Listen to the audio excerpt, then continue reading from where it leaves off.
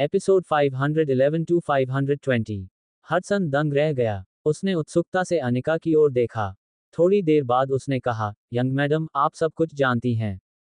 युवा मैडम। जब अनिका ने ये सुना तो उसका दिल धड़क उठा। वास्तव में, अर्जुन कैपिटल सिटी में कपूर ग्रुप के युवा मालिक थे। क्यों? ऐसा क्यों हो रहा था? जो पति 3 साल से उसके बगल में सो रहा था, वह कैपिटल सिटी में कपूर ग्रुप का युवा मालिक था। वह बहुत सामान्य था। वह क्यों? यंग मैडम, आप कहाँ जा रही हैं?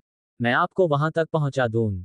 हडसन जल्दी से उठ गया और देखा कि अनिका लड़खड़ाते हुए उसके दफ्तर से बाहर निकल रहा है। वह खुद को असहाय महसूस कर रहा था। यदि यंग मैडम ने उनसे ये पूछा, तो क्या इसका मतलब यह नहीं था कि वह युवा मालिक की पहचान पहले से ही जानती थी? वह इतनी हैरान क्यों दिख रही थी?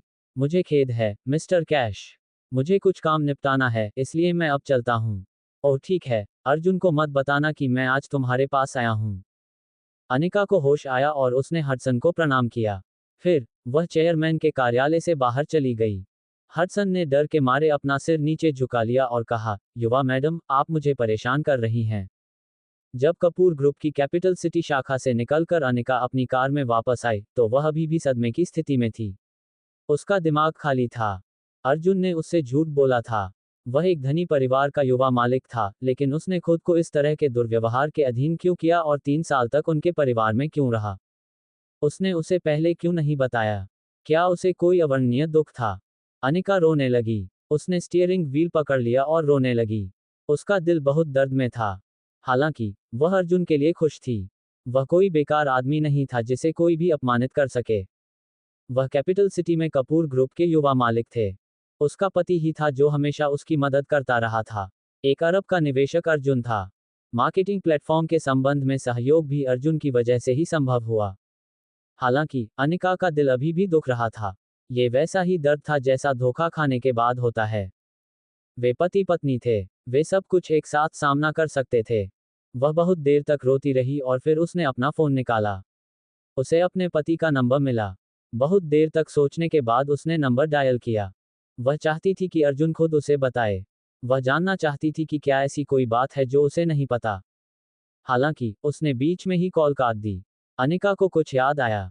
चूंकि अर्जुन ने उसे कुछ नहीं बताया था, इसका मतलब था कि उसके अपने विचार थे। क्या ये गायत्री जी से संबंधित था? अनिका बेवकूफ नहीं थी। वह बता सकती थी कि अर्जुन का गायत्री जी के साथ रिश्ता उतना अच्छा नहीं था। ग्याडा उसकी सौतेली माँ भी थी। अर्जुन ने पहले भी बताया था कि वह घर से भाग गया था। अब, अनिका को संदेह हो रहा था कि क्या अर्जुन के घर से भागने का कारण गायत्री जी ही थी। क्या उसे मूर्ख बनने का नाटक करना चाहिए? इस समय अर्जुन ने उसे बुलाया। उसने नखरे से कहा, प्रिय, तुम कहाँ हो? मुझे तुम्हारी याद आती है। अनिका ने अपने आंसू पोंछे और मुस्कुराए। उसने कहा, मैं ऑफिस में हूँ। क्या हुआ? क्या तुम चाहते हो कि मैं तुम्हारे पास जाऊं? तो ठीक है, तुम्हें अपने काम पर ध्यान देना चाहिए। अर्जुन ने फोन के दूसरी ओर से एक चुंबन उड़ाने से पहले कहा। जब वह फोन रखने ही वाला था, तो अनिका ने अचानक पूछा, ठीक है, डार्लिंग, क्या तुम्हें याद है कि तुमने कल रात इंटरकॉन्टिनेंटल होटल में मुझसे क्या कहा था? अर्जुन चौंक गया। उसे याद आया कि उसने अनिका को अपनी पहचान कैपिटल सिटी में कपूर ग्रुप के युवा मालिक के रूप में बताई थी। क्या उसने उस पर विश्वास किया? अर्जुन हकलाने लगा था। उसे बिना सोचे समझे बोलने का पछतावा होने लगा। अब सब ठीक था। कैपिटल सिटी में कपूर ग्रुप के युवा मालिक के रूप में उनकी पहचान ही रह गई थी। डरने की कोई बात नहीं थी। इस दुनिया में कपूर ग्रुप के समान स्तर की बहुत सारी कंपनियां थीं। इस प्रकार, अर्जुन चिंतित नहीं था। जब तक उसकी असली पहचान उजागर नहीं हो जाती, तब तक सब ठीक रहेगा। आखिरकार, अभी समय नहीं था। हालांकि अनिका के लहजे में आरोप लगाने का संकेत था। उसने बड़बड़ाते हुए कहा, ठीक है, अब मुझसे झूठ मत बोलो। तुम कैपिटल सिटी में कपूर ग्रुप के युवा मालिक नहीं हो। हालांकि मुझे पता है कि मेरा पति कोई सामान्य आदमी नहीं है, लेकिन वह कपूर ग्रुप है। तुम मेरे साथ मजाक कर सकते हो, लेकिन दूसरे लोगों के सामने ऐसा मत करो। अनिका ने चुप रहने का फैसला किया। उसने बेवकूफ बनने का नाटक करने का फैसला किया। जब अर्जुन ने यह सुना, तो उसने राहत की सांस ली। शुक्र है कि अनिका ने उस पर विश्वास नहीं किया। आह, मैं तो तुम्हें चिढ़ा रहा हूं। अर्जुन मुस्कुराया। उसे राहत मिली। ठीक है, मैं फोन रख रहा हूं। मुझे अभी भी कुछ काम निपटाने हैं। फोन रखने से पहले अनिका ने कुछ बातें कहीं। उसके चेहरे की मुस्कान गायब हो गई। उसे आशा थी कि उसके पति को उस पर संदेह नहीं होगा। वह बस कुछ समय के लिए बेवकूफ बनने का नाटक करती। वह नाटक करना तभी बंद करेगी जब अर्जुन उसे सब कुछ सच सच बता देगा। अर्जुन को बहुत जल्दी छुट्टी दे दी गई। फिर वह बीकन में काम पर वापस चला गया। कंपनी में इस समय बहुत शांति नहीं थी, खासकर माइकल्स द्वारा बीकन में शांति भंग करने के कारण। वे बोर्ड के साथ मिलकर अनिका की शक्ति को दबाने के लिए काम कर रहे थे। स्वाभाविक रूप से अर्जुन को इस बारे में पता चला। जॉर्ज से इसकी जांच करने के लिए कहने पर उसे पता चला कि इसके पीछे गायत्री जी का हाथ था। गोल्डन सिटी के माइकल्स वालिस के जागीरदार थे। वर्तमान में माइकल्स के पास बड़ी संख्या में फंड आ रहे थे। वे पहले से ही अनिका के समान स्तर पर थे। दोनों के पास 30% शेयर अधिकार थे। अब कंपनी में दो मुख्य शेयरधारक थे, माइकल परिवार और अनिका से ह्यूस्टन माइकल्स। जिस दिन अर्जुन को हॉस्पिटल से छुट्टी मिली, नीना जैक्स ही उसे लेने आई थी। इसकी व्यवस्था अनिका ने की थी। चूंकि अनिका ह्यूस्टन की सस्ती चालों का जवाब देने में व्यस्त थी, इसलिए वह केवल अपनी नई सचिव नीना से अर्जुन को लेने के लिए कह सकती थी। नमस्ते, नीना, अर्जुन ने मुस्कुराते हुए सहज भाव से कहा। हालांकि जब उसने नीना को देखा तो वह भौंचक्का रह गया। उसे लगता रहा कि उसने इस महिला को कहीं देखा है। वह कौन थी? अर्जुन को कुछ याद नहीं आ रहा था, इसलिए उसने हार मान ली।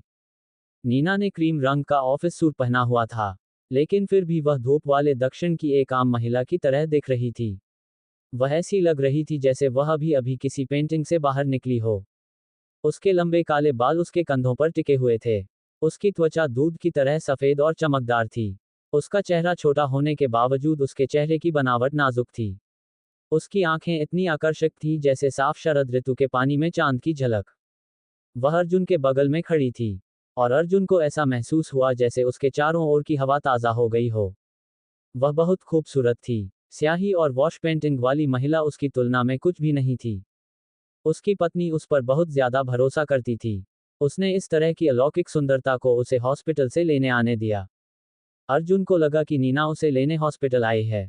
कौन जानता था कि वह बस से यहाँ आई है? क्या हो रहा था? क्या उसने अनिका को नाराज कर दिया? जब वह बस में चढ़ा तो नीना की सुंदरता ने सबका ध्यान अपनी ओर आकर्षित कर लिया। अर्जुन उसके पीछे पीछे गया और उसे ऐसा महसूस हुआ जैसे कुछ जोड़ी आंखें उसे घेरे हुए हैं। बस में सीटें खाली थीं। इसके अलावा इस स्टॉप पर बहुत सारे लोग चढ़ रहे थे, इसलिए बस में बहुत भीड़ थी। नीना ने दरवाजे के पास खड़े होकर ऊपर लटक रही अंगूठी को पकड़ लिया।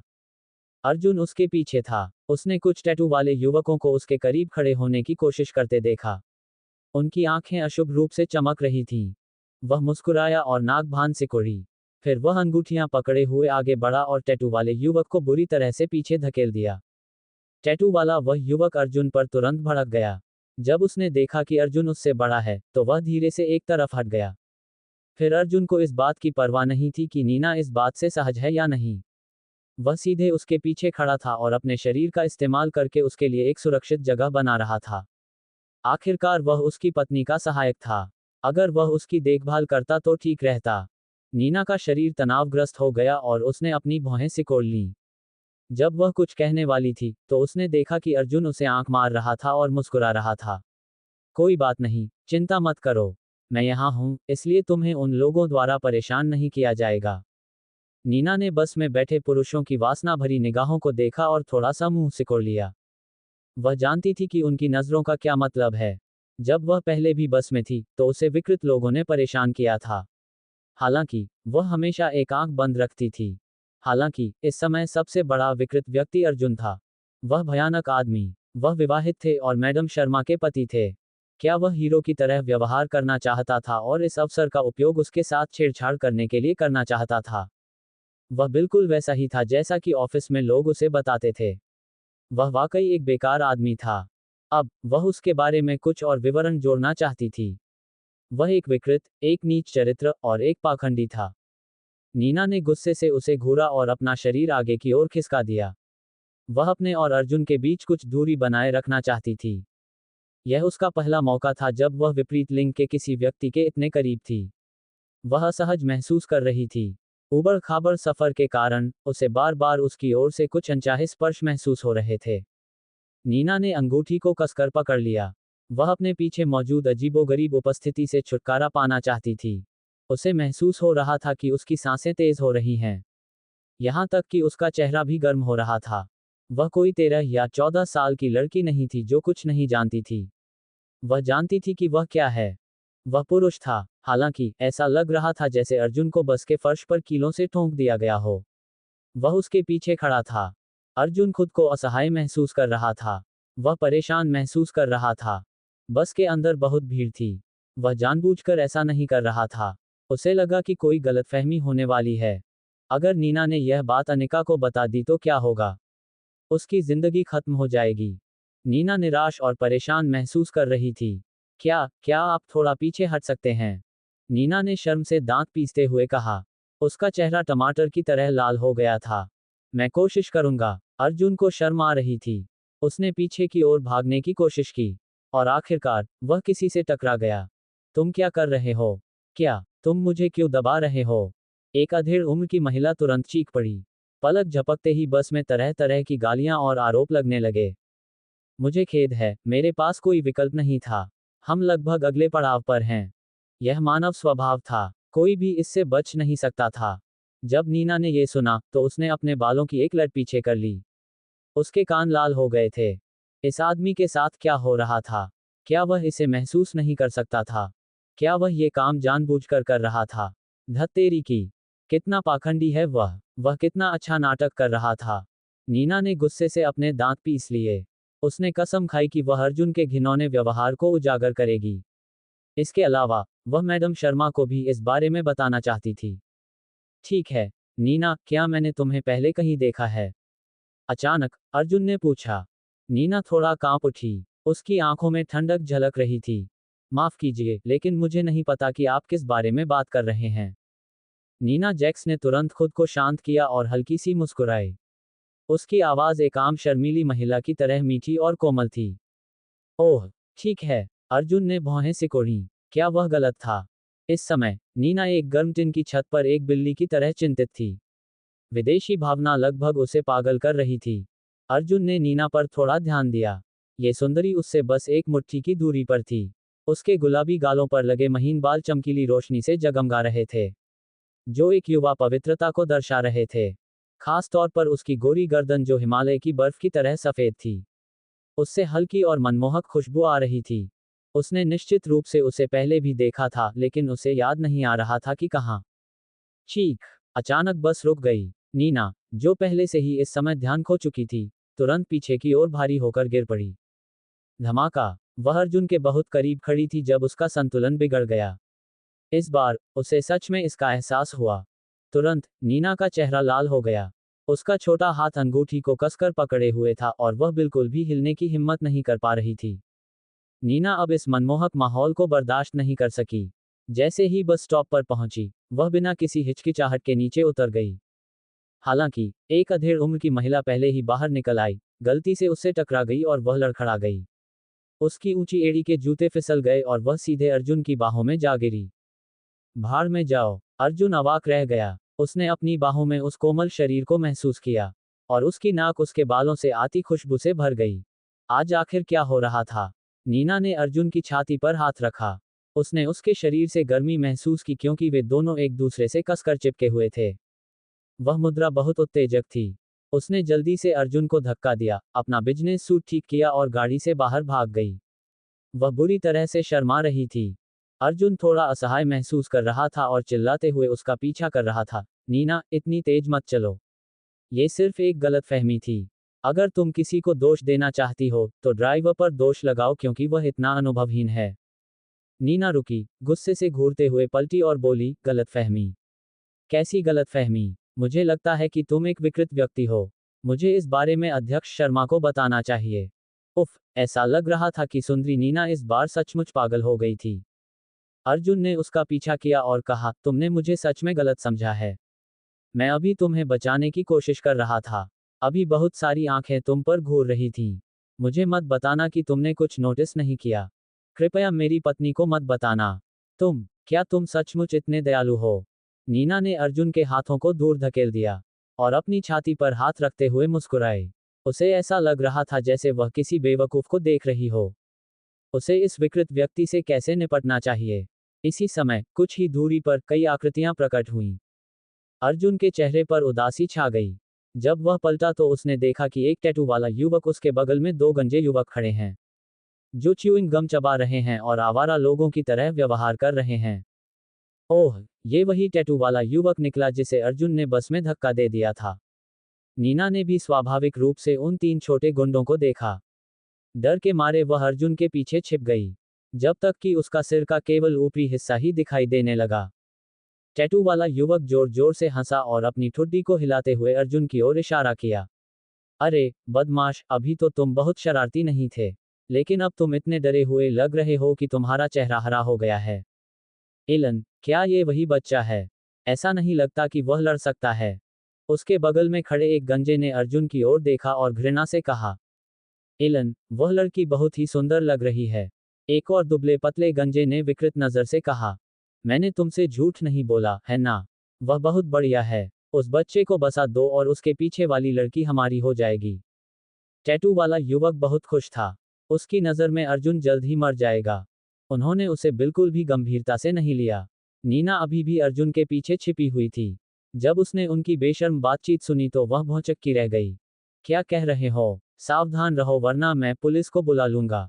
वह दूसरों से अपमान सहन नहीं कर सकती थी, इसलिए वह बाहर निकली और अपने बैग को अपनी बाहों में कसकर पकड़ लिया, जैसे वह अपना फोन निकालने जा रही हो। अरे नहीं, चूजा डर गया है। भाइयों, किस बात का इंतजार कर रहे हो? चेहरे पर तिरछी नजर के साथ टैटू वाला युवक अश्लील इशारे में अपने हाथों को आपस में रगड़ता हुआ नीना की ओर चला गया। तमाचा। एक थप्पड़ की तीखी आवाज गूंजी। अर्जुन आगे बढ़ा और उसे जोरदार तथा निर्णायक थप्पड़ मारा, इससे पहले कि टैटू वाला युवक कुछ समझ पाता कि क्या हुआ है। वह उस स्थान पर कई बार घूम चुका था। भाड़ में जाओ, तुमने मुझे मारने की हिम्मत की। टैटू वाला युवक अपने सूजे हुए गाल को पकड़कर दांत पीसते हुए अर्जुन को घूरने लगा। भाई, क्या तुम नहीं देखते कि उसका एक बॉयफ्रेंड है? जब तुमने अभी भी उसके पास जाने की हिम्मत की है, तो मैं तुम्हें नहीं तो और किसे मारूं?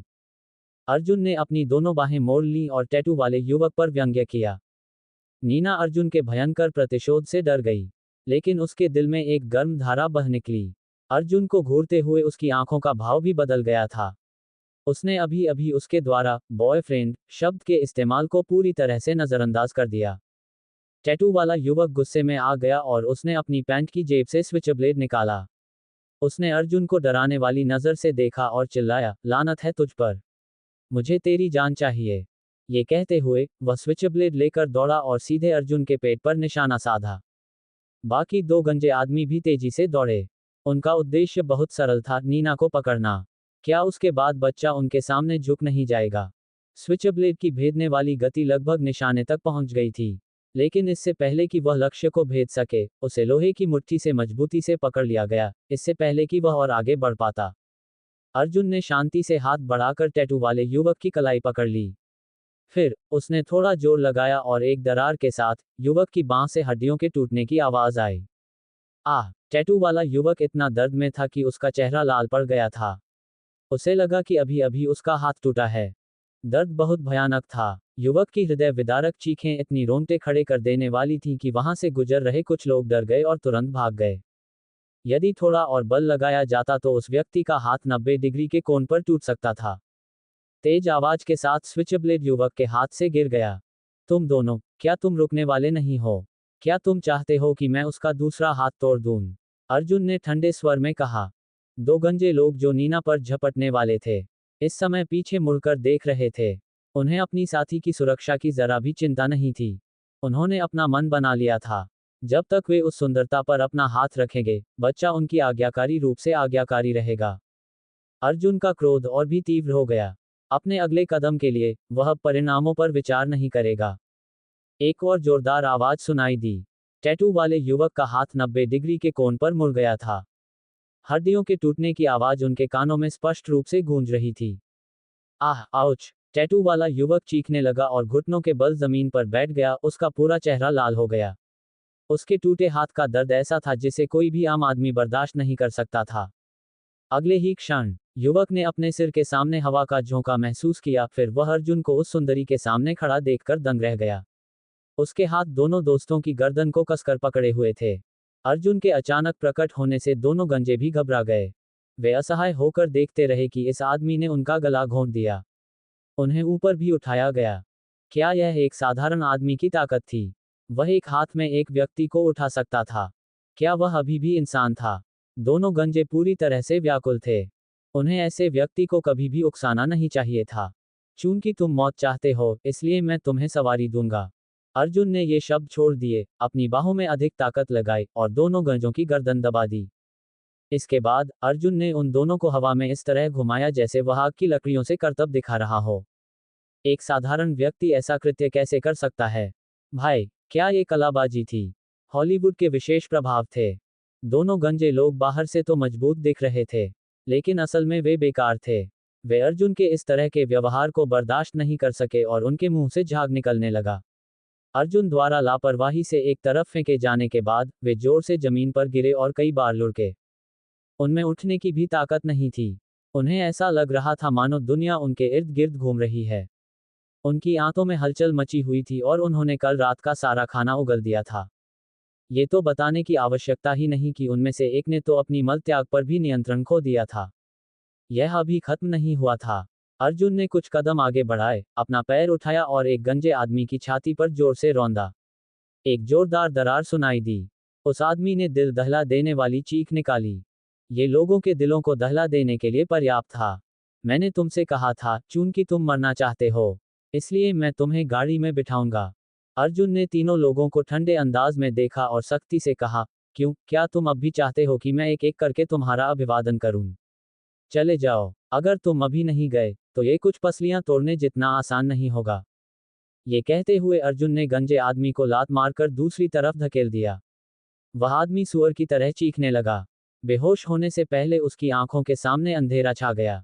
टैटू वाला आदमी और दूसरा गंजा आदमी आखिरकार बड़ी मुश्किल से जमीन से उठे। उन्होंने जल्दी से बेहोश आदमी को घसीटा और वहां से चले जाना चाहते थे। हालांकि अर्जुन अचानक चिल्लाया, रुको। इस बार दोनों इतने डर गए कि उनके पैर कांपने लगे। वे जोर से जमीन पर घुटनों के बल बैठ गए और रोने लगे, भाई, हमें माफ कर दो। हम जानते हैं कि हम गलत थे। अर्जुन ने नीना की ओर इशारा किया और चिल्लाकर आदेश दिया, वहां जाओ और माफी मांगो। दोनों छोटे गुंडों ने एक दूसरे को देखा और नीना के सामने घुटनों के बल बैठ गए, जिससे वह डरकर कुछ कदम पीछे हट गई। बहन, हम गलत थे, कृपया हमें माफ कर दो। टैटू वाले युवक और गंजे व्यक्ति ने ईमानदारी से माफी मांगी। उनके सिर जोर से जमीन पर टकराए। तुम जाओ अब, भविष्य में ऐसा दोबारा मत करना। नीना डर के मारे पीली पड़ गई, अर्जुन के पीछे छिप गई। अपना सिर बाहर निकाला और भयभीत भाव से गुंडों को देखने लगी। अभी जाना नहीं चाहते? अर्जुन ने लात मारने की कोशिश की। ठीक है, ठीक है, अब हम भटक रहे हैं। दोनों लोगों ने सड़क पर चल रहे अन्य राहगीरों की गालियों को अनदेखा करते हुए अपने बेहोश साथी को जमीन पर घसीटना शुरू कर दिया। वे इस मौत के क्षेत्र से भागने के लिए दौड़ पड़े। इससे पहले कि अर्जुन करीब से देख पाता, नीना ने उसके कंधे पर हाथ रखा और शर्माते हुए कहा, धन्यवाद। मैंने पहले आपको गलत समझा था। मुझे माफ करें। उसके बाद वह झुककर प्रणाम करने लगी। अरने जल्दी से उसे रोका, अपना सिर खुजाया और हंसने लगा। उसे समझ नहीं आ रहा था कि क्या कहे। अर्जुन ने मुस्कुराते हुए कहा, ये ठीक है। यदि वह गलत नहीं था, तो उसे उसके शरीर पर रक्त लाल मकड़ी की झलक दिख गई थी। क्या ये संयोग हो सकता है? अर्जुन ने इस पर नजर रखी। अंत में वह और नीना इस अजीब लेकिन शर्मिंदगी रहित माहौल में कंपनी में लौट आए। शुरू में वह अनिका से बात करना चाहता था, लेकिन वह बाहर गई हुई थी, इसलिए वह उसके काम से लौटने तक बैठकर इंतजार ही कर सकता था। अर्जुन ऊब गया था और उसने कुछ समय बिताने के लिए ऑनलाइन कुछ वीडियो देखे। पलक झपकते ही समय आ गया। चेयरमैन की सहायक नीना जैक्स मार्केटिंग विभाग में एक अभूतपूर्व दौरे पर आईं। उन्होंने तुरंत ही सभी पुरुष मार्केटिंग कर्मचारियों का ध्यान अपनी ओर आकर्षित कर लिया। बहुत सुंदर, बहुत मनमोहक, बिल्कुल एक आकर्षक महिला की तरह जो एक पेंटिंग से बाहर चली गई। नीना अपनी छोटी ऊंची एड़ी के जूते पहनकर मार्केटिंग विभाग के प्रवेश द्वार पर खड़ी हुई। अपना सिर अंदर डाला और कई बार इधर उधर देखा। जब उसकी नज़र दरवाजे के पास बैठे अर्जुन पर पड़ी, तो उसके चेहरे पर मुस्कान आ गई और वह दौड़कर वहां पहुंची। हाय अर्जुन, क्या तुम आज रात फ्री हो? मैं तुम्हें डिनर पर ले जाना चाहता हूं। नीना ने बहुत साहस जुटाया और लंबे समय तक संघर्ष किया। उसके बाद अंततः उसने अर्जुन से संपर्क करने का निर्णय लिया। यहां तक कि उसकी आवाज भी शर्म से भरी हुई थी। नीना का दिल इस समय उथल पुथल में था। उसकी आकर्षक और बड़ी बड़ी चमकीली आंखें अर्जुन को इस डर से घूर रही थीं कि कहीं वह अपने अगले वाक्य में उसका निमंत्रण अस्वीकार न कर दे। इसलिए उसने फोल्डर को अपनी बाहों में कसकर जकड़ लिया। ऐसा कुछ नहीं था, वह तो बस अर्जुन को भोजन पर आमंत्रित करना चाहती थी, ताकि दिन में हुई घटना के लिए अपना आभार व्यक्त कर सके और उसके बारे में पिछली गलतफहमी को दूर कर सके। उसे शायद यह एहसास नहीं था कि अर्जुन द्वारा संरक्षित होने की भावना से वह थोड़ा प्यार करती थी। ओह, ये बहुत शर्मनाक था। वह बहुत घबरा गई थी। न केवल वह घबराई हुई थी, बल्कि विपणन विभाग के सभी पुरुष कर्मचारी भी घबराए हुए थे। स्थिति क्या थी? कंपनी की सुंदरी नीना जैक्स विपणन विभाग में सिर्फ इसलिए गई थी ताकि उस निकम्मे अर्जुन क्लार्क को भोजन पर आमंत्रित कर सके, वह भी रात्रि भोज। वे पागल हो गए होंगे। उन्हें तो ये भी आश्चर्य हुआ कि कहीं उनके कान उन्हें धोखा तो नहीं दे रहे। नहीं, ये भ्रम ही होगा। यद्यपि वह बेकार था और कंपनी में उसका कोई काम नहीं था, फिर भी वह चेयरमैन का पति था। इसके बावजूद, क्या ये सब सचमुच ठीक था? क्या ये हो सकता है कि नीना वास्तव में एक प्यारी मासूम लड़की के वेश में एक सती वेश्या थी? अर्जुन थोड़ा चौंक गया। उसने नीना की तरफ देखा जो उसके सामने सौहार्दपूर्ण ढंग से मुस्कुरा रही थी और झिझकने लगा। जितना ज्यादा वह हिचकिचाता, उतना ही दूसरे पुरुष कर्मचारी पागल होते जाते।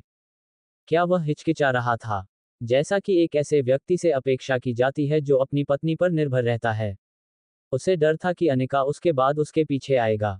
यह महान सुंदरी नीना जैक्स थी जिन्होंने व्यक्तिगत रूप से उन्हें रात्रि भोज के लिए आमंत्रित किया था और वह वास्तव में झिझक रहे थे।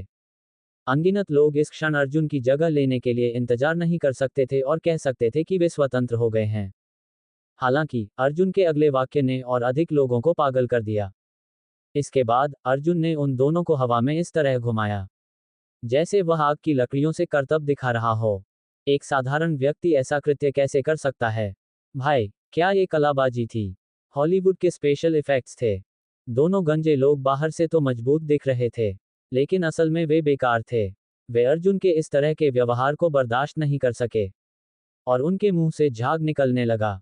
अर्जुन द्वारा लापरवाही से एक तरफ फेंके जाने के बाद वे जोर से जमीन पर गिरे और कई बार लुढ़के। उनमें उठने की भी ताकत नहीं थी। उन्हें ऐसा लग रहा था मानो दुनिया उनके इर्द गिर्द घूम रही है। उनकी आंतों में हलचल मची हुई थी और उन्होंने कल रात का सारा खाना उगल दिया था।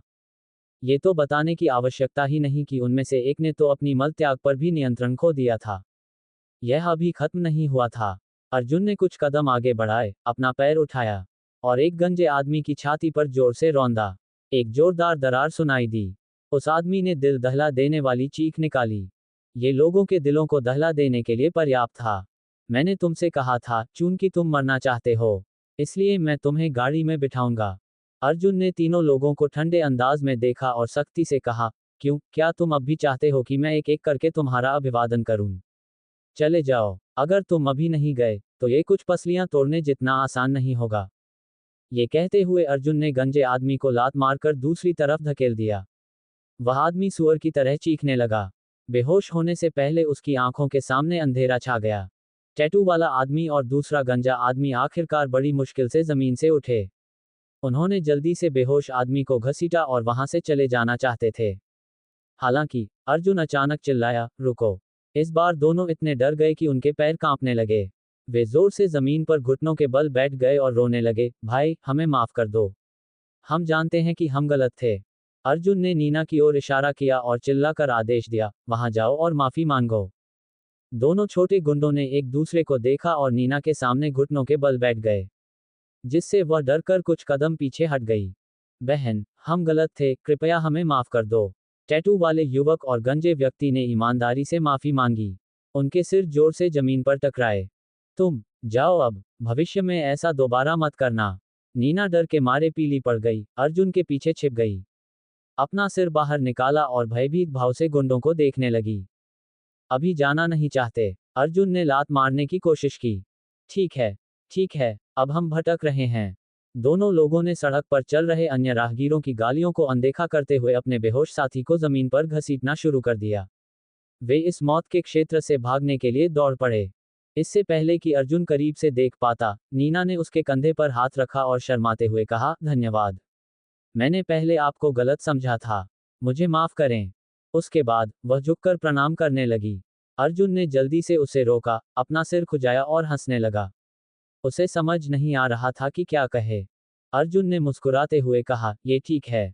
यदि वह गलत नहीं था, तो उसे उसके शरीर पर रक्त लाल मकड़ी की झलक दिख गई थी। क्या ये संयोग हो सकता है? अर्जुन ने इस पर नजर रखी। अंत में, वह और नीना इस अजीब लेकिन शर्मिंदगी रहित माहौल में कंपनी में लौट आए। शुरू में, वह अनिका से बात करना चाहता था, लेकिन वह बाहर गई हुई थी, इसलिए वह उसके काम से लौटने तक बैठकर इंतजार ही कर सकता था। अर्जुन ऊब गया था और उसने कुछ समय बिताने के लिए ऑनलाइन कुछ वीडियो देखे। पलक झपकते ही समय आ गया। चेयरमैन की सहायक नीना जैक्स, मार्केटिंग विभाग में एक अभूतपूर्व दौरे पर आईं। उन्होंने तुरंत ही सभी पुरुष मार्केटिंग कर्मचारियों का ध्यान अपनी ओर आकर्षित कर लिया। बहुत सुंदर, बहुत मनमोहक, बिल्कुल एक आकर्षक महिला की तरह जो एक पेंटिंग से बाहर चली गई। नीना अपनी छोटी ऊंची एड़ी के जूते पहनकर मार्केटिंग विभाग के प्रवेश द्वार पर खड़ी हुई। अपना सिर अंदर डाला और कई बार इधर उधर देखा। जब उसकी नज़र दरवाजे के पास बैठे अर्जुन पर पड़ी, तो उसके चेहरे पर मुस्कान आ गई और वह दौड़कर वहां पहुंची। हाय अर्जुन, क्या तुम आज रात फ्री हो? मैं तुम्हें डिनर पर ले जाना चाहता हूँ। नीना ने बहुत साहस जुटाया और लंबे समय तक संघर्ष किया। उसके बाद अंततः उसने अर्जुन से संपर्क करने का निर्णय लिया। यहाँ तक कि उसकी आवाज़ भी शर्म से भरी हुई थी। नीना का दिल इस समय उथल पुथल में था। उसकी आकर्षक और बड़ी बड़ी चमकीली आंखें अर्जुन को इस डर से घूर रही थीं कि कहीं वह अपने अगले वाक्य में उसका निमंत्रण अस्वीकार न कर दे। इसलिए उसने फोल्डर को अपनी बाहों में कसकर जकड़ लिया। ऐसा कुछ नहीं था, वह तो बस अर्जुन को भोजन पर आमंत्रित करना चाहती थी, ताकि दिन में हुई घटना के लिए अपना आभार व्यक्त कर सके और उसके बारे में पिछली गलतफहमी को दूर कर सके। उसे शायद यह एहसास नहीं था कि अर्जुन द्वारा संरक्षित होने की भावना से वह थोड़ा प्यार करती थी। ओह, ये बहुत शर्मनाक था। वह बहुत घबरा गई थी। न केवल वह घबराई हुई थी, बल्कि विपणन विभाग के सभी पुरुष कर्मचारी भी घबराए हुए थे। स्थिति क्या थी? कंपनी की सुंदरी सुंदरी नीना जैक्स विपणन विभाग में सिर्फ इसलिए गई थी ताकि उस निकम्मे अर्जुन कपूर को भोजन पर आमंत्रित कर सके। वह भी रात्रि भोज। वे पागल हो गए होंगे। उन्हें तो ये भी आश्चर्य हुआ कि कहीं उनके कान उन्हें धोखा तो नहीं दे रहे। नहीं, ये भ्रम ही होगा। यद्यपि वह बेकार था और कंपनी में उसका कोई काम नहीं था, फिर भी वह चेयरमैन का पति था। इसके बावजूद, क्या ये सब सचमुच ठीक था? क्या ये हो सकता है कि नीना वास्तव में एक प्यारी मासूम लड़की के वेश में एक सती वेश्या थी? अर्जुन थोड़ा चौंक गया। उसने नीना की ओर देखा जो उसके सामने सौहार्दपूर्ण ढंग से मुस्कुरा रही थी और झिझकने लगा। जितना अधिक वह हिचकिचाता, अन्य पुरुष कर्मचारी उतने ही अधिक पागल होते जाते। क्या वह हिचकिचा रहा था? जैसा कि एक ऐसे व्यक्ति से अपेक्षा की जाती है जो अपनी पत्नी पर निर्भर रहता है। उसे डर था कि अनिका उसके बाद उसके पीछे आएगा। यह महान सुंदरी नीना जैक्स थी जिन्होंने व्यक्तिगत रूप से उन्हें रात्रि भोज के लिए आमंत्रित किया था और वह वास्तव में झिझक रहे थे। अनगिनत लोग इस क्षण अर्जुन की जगह लेने के लिए इंतजार नहीं कर सकते थे और कह सकते थे कि वे स्वतंत्र हो गए हैं। हालांकि, अर्जुन के अगले वाक्य ने और अधिक लोगों को पागल कर दिया। पेरी, असभ्य मत बनो। इसी समय, थोड़ी थकी हुई शक्ल वाले एक प्रतिष्ठित वृद्ध व्यक्ति कुछ ही दूरी पर एक रोल्स रॉयस से उतरे। उनके पीछे आकर्षक कपड़े पहने पुरुषों और महिलाओं का एक बड़ा समूह था। दादाजी, इस देहाती को तो देखो। क्या ये यहाँ खड़ा होकर आपका रास्ता नहीं रोक रहा है? अहंकारी व्यक्ति तुरंत ही सम्मानपूर्ण हो गया और अर्जुन को घूरते हुए बूढ़े व्यक्ति का समर्थन करने लगा। अर्जुन को गुस्सा आ गया। वहां खड़े होकर उसने किसे भड़काया? क्या आपके परिवार ने ये सड़क बनाई है?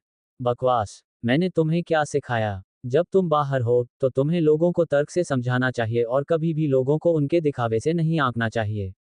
अब माफी मांगो, बूढ़े आदमी ने सख्ती से कहा और अपनी छड़ी जमीन पर पटक दी। दादाजी, मैं तो बस, घमंडी आदमी का चेहरा तुरंत अजीब हो गया। अब जाओ, बूढ़े आदमी ने सख्ती से दोहराया। वह लड़का अपने दादा से डरता हुआ लग रहा था। थोड़ी देर झिझकने के बाद, उसने असंतोष और नाराजगी के भाव के साथ अर्जुन की ओर अपना सिर घुमाया। उसने अपने दांत पीसते हुए कहा, मुझे खेद है कि मैंने अभी आपको नाराज किया है। बोलने के बाद, वह व्यक्ति बिना पीछे मुड़े एक और खड़ा हो गया। अपनी दोनों बाहें क्रॉस करके खड़ा हो गया और शत्रुतापूर्ण भाव से अर्जुन को ऊपर से नीचे तक जांचने लगा। युवक, मेरा नाम टेरेंस कैन है और यह मेरा पोता पेरी कैन है।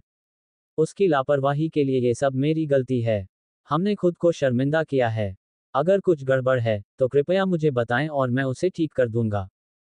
मास्टर कैंस आपके पास आए और मुस्कुराते हुए बोले, मैं किसी और दिन आपसे माफी मांगने आऊंगा। अर्जुन ने जल्दी से अपना सिर हिलाया और कहा, कोई बात नहीं, चिंता मत करो। वह एक उग्र स्वभाव वाला युवक है। कोई बात नहीं। हाँ, दिखावा छोड़ो, मानो तुम मुझसे बहुत बड़ी हो।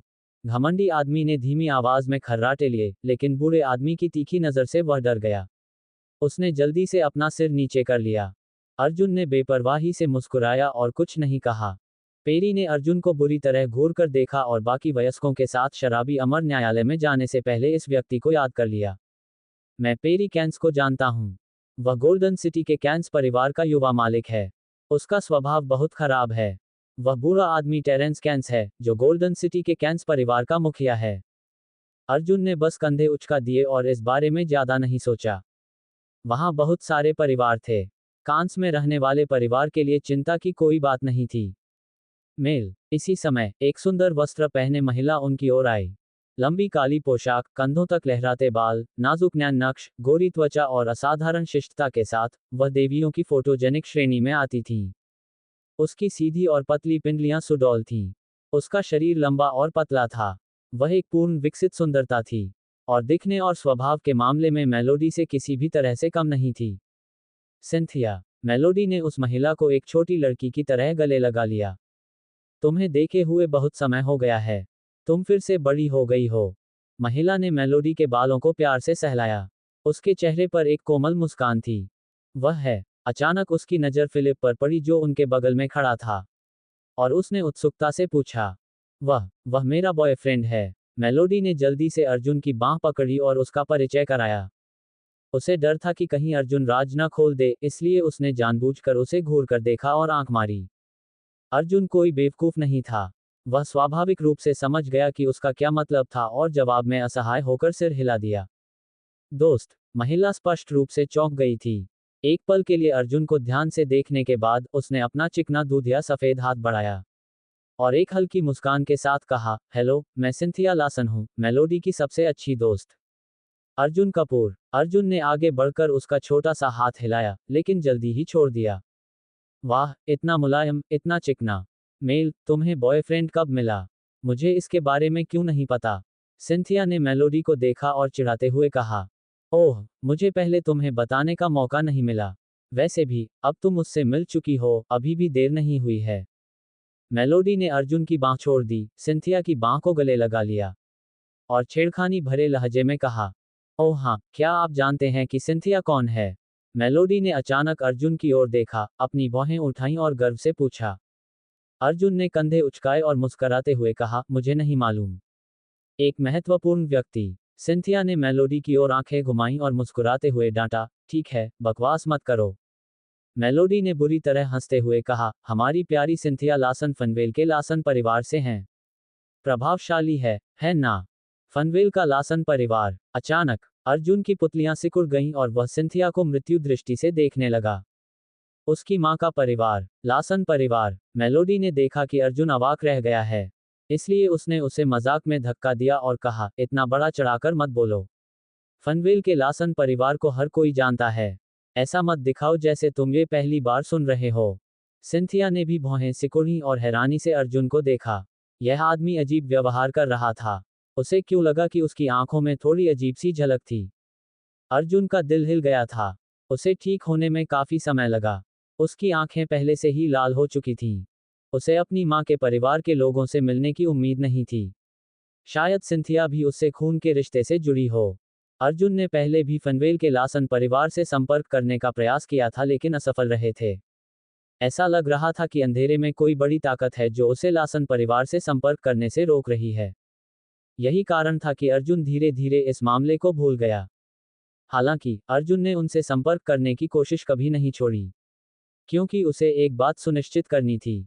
मैंने पहले भी लासन परिवार के बारे में केवल टीवी पर ही खबरें देखी हैं, लेकिन मुझे आज उस बड़े परिवार से किसी को देखने की उम्मीद नहीं थी। निश्चित रूप से, मैं प्रभावित हूं। अर्जुन ने विनम्रता से मुस्कुराते हुए कहा। यह एक अप्रत्याशित उपलब्धि थी।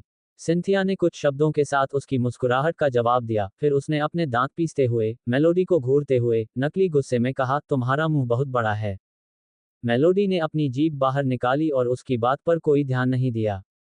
कुछ मिनट बाद शराबी अमर न्यायालय के पीच ब्लॉसम निजी कमरे में मेलोडी ने अर्जुन की बांह पकड़ ली और सिंथिया के साथ प्रवेश किया। मेल, यहाँ। जैसे ही वे अंदर दाखिल हुए, उन्होंने किसी को मेलोडी का नाम पुकारते सुना। मेलोडी ने आवाज का पीछा किया और देखा कि निजी कमरा पहले से ही कई लोगों से भरा हुआ था। जिस व्यक्ति ने मेलोडी को पुकारा वह कोई और नहीं बल्कि साइमन लूथ था, वही व्यक्ति जो पहले भी उसका पीछा कर रहा था। साइमन ने स्वाभाविक रूप से अर्जुन को मेलोडी के बगल में खड़ा देखा और यह भी देखा कि मेलोडी ने अपना हाथ अर्जुन के चारों ओर लपेट रखा था। ये कैसे हो गया? वे थे। कदापि नहीं। असंभव। अर्जुन ने भी साइमन को देखा और उसे विनम्र मुस्कान दी। हालांकि जब यह मुस्कान साइमन की आंखों में पड़ी तो इसे स्पष्ट रूप से उपहास और दिखावा के रूप में देखा गया। जब उसने देखा कि मेलोडी अर्जुन को दूसरी तरफ ले जाकर बैठा रही है तो वह बहुत क्रोधित हुआ। उसने उदास होकर अपना सिर झुका लिया और फिर टेबल पर रखा अपना ड्रिंक एक ही घूंट में खत्म कर दिया। यंग मास्टर लूथर, क्या हो रहा है? लगता है मेलोडी आपको अनदेखा कर रही है। इस समय साइमन के बगल में बैठे एक व्यक्ति ने उत्सुकता से पूछा। अपने काम से काम रखो। साइमन पहले से ही बुरे मूड में था, इसलिए वह इस समय गुस्से में था। निजी कमरे में कम से कम 10 लोग थे और उनमें से हर कोई एक दूसरे को नहीं जानता था, इसलिए वे खेलते और बातें करते हुए अपने छोटे छोटे समूह बना लेते थे। सामान्यतः वहां उपस्थित सभी लोग धनी एवं संपन्न परिवारों के लड़के लड़कियां थे। मेल, तुम अंततः यहां आ गई हो, मैं तुम्हारा इंतजार कर रहा था। जिस व्यक्ति ने बात की वह मेलोडी की उम्र की एक महिला थी। वह काफी सुंदर लग रही थी, लेकिन मेलोडी और सिंथिया की तुलना में बहुत कमतर थी। इसका मुख्य कारण उनका भारी मेकअप था। यह मेरी यूनिवर्सिटी की सहपाठी मैरिलिन चेस्टर है, जो मुंबई की मूल निवासी है। उसने ही इस समारोह का आयोजन किया है। हमने एक दूसरे को बहुत समय से नहीं देखा है। मेलोडी ने मुस्कुराते हुए उसका परिचय अर्जुन से कराया। हालांकि उसने अर्जुन की तरफ देखा तक नहीं, बल्कि सिंथिया की तरफ देखा और पूछा, क्या ये वही सबसे अच्छी दोस्त है जिसका तुमने जिक्र किया था? वाह, कितनी खूबसूरत है। बोलते हुए वह खड़ी हुई, मेलोडी का हाथ थामा और निजी कमरे में अन्य लोगों का ध्यान आकर्षित किया। अरे, एक पल के लिए रुको। ये मेलोडी रनावत है, मुंबई के 4 सुनहरे फूलों में से एक जिसका मैंने पहले भी उल्लेख किया है। वह हमारे भूमिगत राजा कबीर रनावत की बेटी भी है। क्या ये सुंदर नहीं है? और यह मिस रनावत की सबसे अच्छी दोस्त है, एकमात्र देवी, फनवेल के लासन परिवार से। मैरिलिन ने सिंथिया के कंधों पर हाथ रखा और मुस्कुराते हुए कहा। वह मेलोडी को जानती थी और वह ये भी जानती थी कि मेलोडी का फनवेल के लासन परिवार में एक सबसे अच्छा दोस्त था। वह बहुत प्रतिष्ठित परिवार था। यद्यपि 10 वर्ष से भी अधिक समय पहले वे अचानक देश भर के कई बाजारों से हट गए थे, फिर भी उनका प्रभाव बहुत अधिक था। सभी को नमस्कार, मैं सिंथिया लासन हूँ, सिंथिया ने विनम्रता से कहा। उसकी मधुर मुस्कान सभी की आंखों में एक सपने की तरह उतर आई। सभी लोग खड़े हो गए और मुस्कुराकर गर्मजोशी से अभिवादन किया। नमस्ते सबको, मैं मेलोडी रनावत हूँ। मेलोडी ने थोड़ा झुककर धीमी आवाज में अपना परिचय दिया और फिर अचानक अर्जुन की तरफ देखा। फिर उसने कहा, यह मेरा बॉयफ्रेंड अर्जुन कपूर है। सभी ने अर्जुन की ओर सीधे देखे बिना ही केवल सिर हिला दिया। अर्जुन ने कुछ नहीं कहा, बस मेलोडी के पास बैठ गया।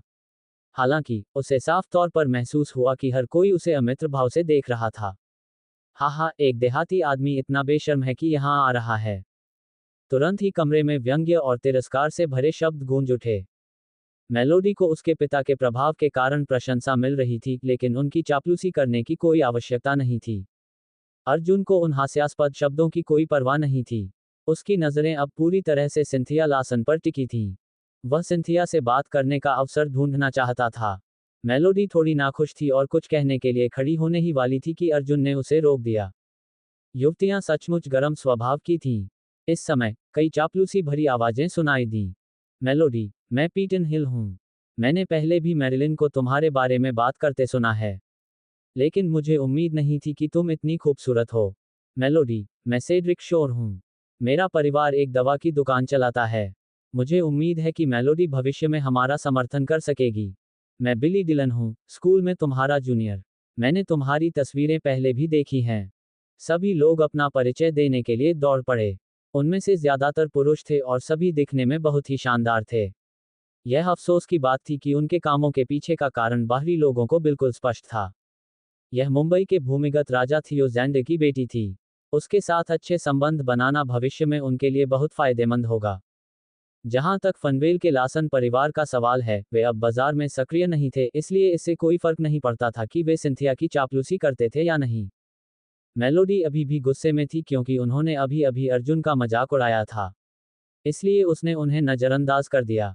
ये लोग एक पल में अपना व्यवहार बदल सकते हैं। मिस रनावत, मैं आपके लिए एक टोस्ट प्रस्तावित करना चाहता हूँ। मैं केनेथ हैन हूँ। आपसे मिलकर मुझे खुशी हुई। इसी समय महंगे सूट और चमड़े के जूते पहने एक सुसज्जित युवक अचानक खड़ा हो गया। उसने अपनी आंखों में मेलोडी के लिए उत्कट प्रशंसा को नहीं छिपाया, साथ ही सिंथिया को घूरते हुए उसकी तीव्र इच्छा भी। इस युवक का रूप रंग विद्वानों जैसा था, तीखी भौहें, ऊंची नाक और गोरी त्वचा। वह एक आम सुंदर लड़का था, हालांकि उनमें जो संतुलन था वह एक महान पुत्र जैसा था। खास तौर पर जब वह मेलोडी और सिंथिया को घूरता था। उसकी आंखों के पीछे एक छिपा हुआ अर्थ था, लेकिन उसकी मुस्कान वसंत की हवा की तरह थी। उसने अपना वाइन ग्लास उठाया और एक ही घूंट में सारा गिलास खत्म कर दिया। मेलोडी चौंक गई। वह इस व्यक्ति को नहीं जानती थी। मेल, तुम अभी भी वहां क्यों बैठी हो? यंग मास्टर हैन तुम्हें टोस्ट कर रहे हैं। तुम क्यों नहीं पीते? यंग मास्टर हैन कैपिटल सिटी के 4 यंग मास्टर्स में से एक हैं और एक प्रसिद्ध युवा प्रतिभा भी हैं। मैरिलिन ने उत्साह से मेलोडी को धक्का दिया। असल में वह मेलोडी से बहुत ईर्ष्या कर रही थी। प्रसिद्ध युवा प्रतिभा, राजधानी शहर के 4 युवा मास्टरों में से एक। कैपिटल सिटी ने कब से 4 युवा मास्टर्स का खिताब हासिल किया? क्या ये कैपिटल सिटी के हाने परिवार का संदर्भ था? ये काफी परिचित लग रहा था। अर्जुन ने थोड़ा भौहें सिकुड़ी और मेलोडी के बगल में खड़ी मैरिलिन की ओर देखा। उसे लगा कि इस महिला का इरादा नेक नहीं था। ऐसा लग रहा था जैसे वह मेलोडी और केनेथ हैन के बीच कोई रिश्ता बनाने की कोशिश कर रही थी। उसी समय साइमन, जो अभी भी कोने में बैठा हुआ उदास होकर शराब पी रहा था, बहुत अच्छा नहीं लग रहा था। वह मेलोडी को पसंद करता था, लेकिन इस समय वह उसके पास बैठकर उसकी रक्षा करने में असमर्थ था। साइमन, आज तुम्हारे साथ कुछ गड़बड़ है। केनेथ हैन नाम का वह आदमी जाहिर तौर पर मेलोडी में दिलचस्पी रखता है, लेकिन तुम कुछ नहीं कहोगे। क्या तुम हार मान रहे हो? साइमन के बगल में बैठा दूसरी पीढ़ी का एक अमीर आदमी उसके कंधे पर हाथ रखकर खिलखिलाकर हंसने लगा। बेवकूफ, साइमन ने नाक भान से कुड़ी। उसके चेहरे पर व्यंग्यात्मक भाव उभर आया और वह बुदबुदाया, वह केनेथ हैन अपनी मौत को दावत दे रहा है। वह किसी भी दूसरी लड़की में दिलचस्पी ले सकता है, लेकिन उसे इस लड़की के पीछे जाना है। दूसरी पीढ़ी के धनी लोगों को पता नहीं था कि साइमन क्या बात कर रहा है, और उन्होंने मान लिया कि साइमन नशे में है, इसलिए उन्होंने इस बारे में ज्यादा नहीं सोचा। केनेथ के बाहर चले जाने के बाद वे सभी पुरुष जो पहले मेलोडी में दिलचस्पी रखते थे, अब चुप रहने लगे। वे बस वहां बैठे देखते रहे। वे सभी जानते थे कि केनेथ निश्चित रूप से किसी भी महिला को अपने हाथों में ले लेगा।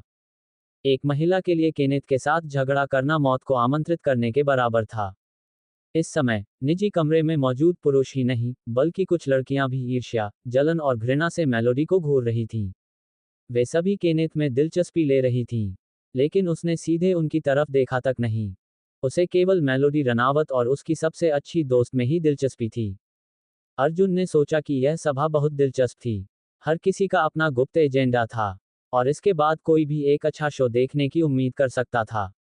मैं शराब नहीं पी सकती, मेलोडी ने मना कर दिया। मेल, तुम ऐसा कैसे कह सकती हो? यंग मास्टर हान तुम्हें शराब पीने के लिए आमंत्रित कर रहे हैं। ये तुम्हारे लिए बहुत सम्मान की बात है। इसके अलावा थोड़ा पीना भी ठीक है। मेरे लिए ये सभा आयोजित करना आसान नहीं है, इसलिए तुम्हें मुझे शर्मिंदा नहीं करना चाहिए। मैरिलिन क्रोधित थी और आरोप लगा रही थी। क्या तुम यंग मास्टर हैन की गर्लफ्रेंड नहीं बनना चाहती? मेलोडी हैरान रह गई। उसने मलिन की तरफ देखा और ठंडे स्वर में कहा, मेरा एक बॉयफ्रेंड है। वह पहले से ही समझ सकती थी कि उसकी तथाकथित अच्छी दोस्त, मैरिलिन चेस्टर, इस यंग मास्टर हैन का पक्ष जीतने के लिए अपनी दोस्ती को सस्ते में बेच रही थी। क्या उन्होंने यह नहीं देखा कि उसके बगल में एक आदमी बैठा था? कोई बात नहीं, चूंकि मेल पीना नहीं चाहती, इसलिए हमें उसे जबरदस्ती नहीं पीना चाहिए। केनेथ ने धीरे से मुस्कुराया। केनेथ हैन, कृपया मुझे मेलोडी बुलाओ। मुझे मेल कहते हुए सुनने की आदत नहीं है। मेलोडी का चेहरा धीरे धीरे ठंडा पड़ गया। वह उसे सार्वजनिक रूप से ठुकरा रही थी। केनेथ अपनी अभिव्यक्ति को नियंत्रित नहीं कर सका। वह हंसते हुए बोला, हा, मिस रनावत का व्यक्तित्व घमंडी है। जब उसने ये कहा, तो केनेथ का चेहरा गंभीर हो गया। उसकी आंखों में ठंडी रोशनी की चमक चमक उठी। वह चुपचाप बैठ गया। अर्जुन की तरफ देखा और बोला, मिस रनावत आपका बॉयफ्रेंड क्या करता है? ओह, क्या वह अपना गुस्सा उस पर स्थानांतरित करने की कोशिश कर रहा था? अर्जुन ने मन ही मन उपहास किया। वे ठेठ दूसरी पीढ़ी के अमीर लोगों का समूह थे, इसलिए तथाकथित छोटी छोटी कुटिल साजिशें उसके सामने बंदरबांट के अलावा कुछ नहीं थीं। मैं एक फूड डिलीवरी करने वाला आदमी हूँ, अर्जुन ने बेपरवाही से कहा। वाह, वह खाना डिलीवर करता है। क्या शानदार प्रतिभा है। मैंने तुम्हारा बड़ा नाम सुना है। केनेथ ने अचानक प्रशंसा भरी नजरों से उसकी प्रशंसा की। जो लोग नहीं जानते थे, वे उसके शब्दों में छिपे नग्न व्यंग्य को नहीं पहचान पाते। हाँ हाँ, यंग मास्टर हाने, आपके शब्द वाकई बहुत दिलचस्प हैं। जो व्यक्ति आप पर प्रभाव डाल सकता है, वह निश्चित रूप से एक अविश्वसनीय व्यक्ति होगा। उसी टेबल पर बैठे एक अन्य व्यक्ति ने चुटकी ली। वह मोटा था और अपनी कलाई पर सोने की घड़ी पहने हुए था। उसके चेहरे पर गोलमटोल मांस ने उसकी आंखों को सिकोड़कर रख दिया था। उसका पूरा रूप दूसरों को चिल्ला चिल्ला कर बता रहा था कि वह एक नवधनाढ्य व्यक्ति है। उस मोटे आदमी ने विजयी भाव से अपनी सोने की रोलेक्स से छेड़छाड़ की। अर्जुन की ओर देखा और टिप्पणी की, मुझे लगता है कि यह भोजन वितरण प्रतिभा, परिश्रम और मितव्ययिता के गुणों को बढ़ावा देने में बहुत अच्छी है। अपने शरीर पर कपड़े पहने। क्या कुल मिलाकर 500 भी हो सकते हैं? वाकई कितनी प्रतिभा है। मुझे लगता है कि खाना पहुंचाने के लिए आपकी तनख्वाह ज्यादा से ज्यादा सिर्फ 4000 या 5000 है। यंग मास्टर हैन की कंपनी का मासिक कारोबार करोड़ों में है। यह आपके लिए सैकड़ों सालों तक कमाने के लिए काफी है। जैसे ही मोटे आदमी ने बोलना समाप्त किया, पूरा कमरा ठहाके लगाकर हंसने लगा, विशेषकर मैरिलिन सबसे जोर से हंसने लगी। मेलोडी का चेहरा अचानक ठंडा पड़ गया। आज वह साइमन से निपटने के लिए अर्जुन को लेकर आई थी, लेकिन यंग मास्टर हैन अचानक आ गया और उसे अचंभित कर दिया। सबसे बुरी बात यह थी कि ये लोग जानबूझकर अर्जुन को निशाना बना रहे थे। उसने अर्जुन की ओर अपराध बोध से देखा, लेकिन उसे एहसास हुआ कि यह लड़का बेपरवाही से मोबाइल गेम खेल रहा था। इतने सारे लोगों द्वारा अर्जुन का मजाक उड़ाना उसका मजाक उड़ाने के बराबर था, और यह ऐसी बात थी जिसे वह बर्दाश्त नहीं कर सकती थी। मुंबई के 4 सुनहरे फूलों में से एक मेलोडी रनावत का कुछ गुमनाम अमीर दूसरी पीढ़ी के लोगों द्वारा मजाक उड़ाया जा रहा था। अगर यह बात सार्वजनिक हो जाती, तो यह अपमानजनक होता। मेलोडी बिना किसी हिचकिचाहट के खड़ी हो गई। अर्जुन का हाथ खींचा और गुस्से से कहा, चलो चलें। लेकिन सभी को आश्चर्य हुआ जब अर्जुन ने उसका कोमल हाथ पकड़ा, कंधे उचकाए और कहा, जल्दबाजी मत करो। चलो थोड़ी देर बैठते हैं। चूंकि हम पहले से ही यहाँ हैं, इसलिए हमें जाने से कम खाना तो खा लेना चाहिए। दूसरी पीढ़ी के दो छोटे अमीर लोग उसके सामने अपनी संपत्ति का प्रदर्शन कर रहे थे। ये सचमुच दिलचस्प था। अर्जुन खुश हुआ। धन की तुलना करें। वह अभी तक किसी से नहीं डरता था। खाओ, हा हा हा, जैसी कि एक दुर्लभ प्रतिभा से उम्मीद की जाती है। मुझे सच में आश्चर्य है कि मेलोडी को तुमसे प्यार कैसे हो गया। तुम सभी पुरुषों के लिए एक अपमान हो। इस समय पीटन हिल ने अपना मुंह खोला। वह देख सकता था कि केनेथ को मेलोडी में बहुत दिलचस्पी थी, इसलिए उसने अर्जुन का उपहास करने का अवसर लिया। इसे केनेथ के लिए एक एहसान माना जाता था। जोरदार हंसी का एक और दौर। अरे पीटन, तुम्हारा ऐसा कहना गलत है। वह एक दुर्लभ प्रतिभा है जो मितव्ययिता और किफायतीपन को बढ़ावा देता है। आखिरकार, जो लोग ड्रंकन इमोर्टल कोर्ट में भोजन कर सकते हैं, वे साधारण नहीं हैं। यह उसके लिए जीवन भर की शेखी बघाड़ने के लिए पर्याप्त है। पहले वाला मोटा आदमी फिर से मजाक करता है। हालांकि अर्जुन ने उन्हें उदासीनता से देखा। ऐसा लग रहा था कि उसे उनकी बातों की कोई परवाह नहीं थी। मेलोडी का चेहरा और भी अप्रिय हो गया। वह खड़ी हुई और गुस्से से चिल्लाई, बस। मैरिलिन चेस्टर, क्या तुम मेरे बॉयफ्रेंड के साथ ऐसा व्यवहार कर रही हो? अरे मेल, नाराज मत हो। ये तुम्हारे भले के लिए है। तुम्हें इतना बेकार प्रेमी मिल गया और यह बहुत शर्मनाक है। यंग मास्टर हैन को क्या हो गया है? वह सुंदर है, उसका परिवार अमीर है, उसका करियर अच्छा है, और वह बहुत परिपक्व भी है। बहुत से लोग उसकी प्रशंसा करते हैं, लेकिन उसने इससे पहले कभी किसी में दिलचस्पी नहीं दिखाई। तुम पहली हो। तुम मेरा मतलब क्यों नहीं समझ सकती? मैरिलिन ऐसे अभिनय करती रही जैसे वह ये सब मेलोडी के लिए कर रही हो। मेरे भले के लिए, अपने बॉयफ्रेंड का अपमान करके। मेलोडी का चेहरा पूरी तरह से ठंडा था। उसने अपना हैंडबैग उठाया और ठंडे स्वर में कहा, मलिन चेस्टर, भविष्य में मुझसे दोबारा संपर्क मत करना। तुम मेरी मौत का कारण बनोगे। मैरिलिन ने गुस्से से अपनी बाहें पार कर लीं। कोई भी महिला जो यंग मास्टर हैन की आंखों में प्रवेश करती थी, क्या वे बच निकलने की उम्मीद कर सकती थी? कितना बचकाना। अर्जुन कपूर है न। क्या आप मेरी कंपनी में काम करने पर विचार करना चाहेंगे? वेतन निश्चित रूप से आपकी फूड डिलीवरी वाली नौकरी से ज्यादा है। केनेथ ने हाथ में शराब का गिलास लेकर बात की। उसके चेहरे पर व्यंग्यात्मक मुस्कान थी और उसने कहा, मुझे लगता है कि तुम एक औरत के भरोसे जीने के लिए बिल्कुल उपयुक्त हो। तुम अब तक चीखने की भी हिम्मत नहीं कर पाए। मुझे मिस रनावत के लिए वाकई बहुत बुरा लग रहा है। अर्जुन अचानक ऊर्जावान हो गया और ठंडे स्वर में बोला, यंग मास्टर है ना? मुझे लगता है कि आप वाकई आत्ममुग्ध हैं। आपके पास बहुत पैसा है ना?